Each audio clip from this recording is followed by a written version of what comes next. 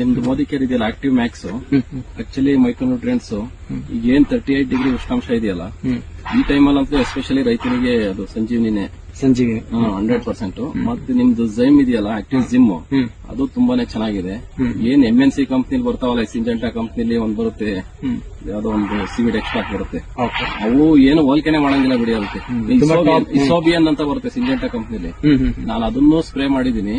ಅದನ್ನ ಸ್ಪ್ರೇ ಮಾಡಿ ರಿಸಲ್ಟ್ ಬರ್ದಿರೋದಕ್ಕೆ ನಿಮ್ಮ ಗೈಡ್ ಲೈನ್ ಅಲ್ಲಿ ನೀವು ಮಾಡಿ ಸರ್ ಮಾಡಿ ಅಂತ ನೀವು ಹೇಳಿ ಪ್ರೆಸರ್ ಮಾಡಿದ್ರಿ. ಆದ್ರೂ ನೋಡೋಣ ಅಂತ ಮಾಡಿದೆ. ನಾನು 2 ಸಲ ಮಾಡಿದೆ ನಿಮ್ದು ಸ್ಪ್ರೇನ. ನಿಮ್ದು ಆಕ್ಟಿವ್ 80 ಗೋಲ್ಡ್ ಅದೇ ವೆಟ್ಟಿಂಗ್ ಏಜೆಂಟ್ ಅದು, ಮತ್ತೆ active Max active ಝೈಮ್ 2 ml per litre ಹಾಕೊಂಡು ಸ್ಪ್ರೇ ಮಾಡಿದೆ. ಬಟ್ ತುಂಬಾ ಎಕ್ಸ್ಟ್ರಾರ್ಡಿನರಿ ಗ್ರೋತ್ ಬಂತು ಮಾತ್ರ. 100% ರಿಸಲ್ಟ್ ಅಂತೂ ಪಕ್ಕ ಇದೆ.